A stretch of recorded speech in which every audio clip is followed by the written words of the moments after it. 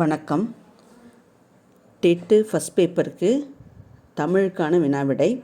இதில் ஒளி மரபு சொற்கள், இளமை பெயர் மரபு சொற்கள், வினை மரபு சொற்கள், இருப்பிட மரபு சொற்கள் ஆகியவற்றை அறிவோம்.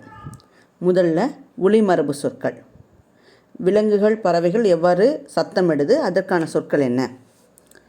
குரங்கு அளப்பும், யானை பிளிரும், மயில் அகவும், புலி உருமும், ஆடு கத்தும், நாய் குரைக்கும், குயில் கூவும், ஆந்தை அலறும், பாம்பு சீரும், சிங்கம் முழங்கும். அடுத்ததாக இளமை மரபு பெயர்கள். ஆட்டு குட்டி, கோழி குஞ்சு, குதிரை குட்டி, குரங்கு குட்டி, மான் கன்று, யானை கன்று, சிங்க குருளை, புலிப்பரல், கீரி பிள்ளை, அணிற்பிள்ளை. அடுத்ததாக வினை மரபு சொற்கள்.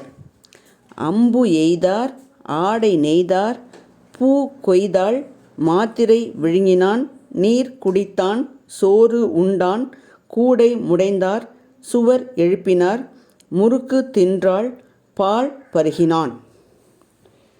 இருப்பிட மரபு சொற்கள். கரையான் புற்று, மாட்டு தொழுவம், கோழி பண்ணை, சிலந்தி வலை, நண்டு வலை, ஆட்டுப்பட்டி, குதிரை கொட்டில், குருவி கூடு, எலி வலை, யானை கூட்டம்.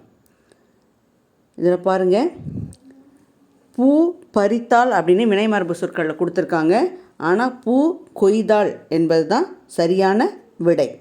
இது நமக்கு ஒரு கொஸ்டின் இதிலேருந்து கண்டிப்பாக வரும். தொடர்ந்து சந்திப்போம். நன்றி.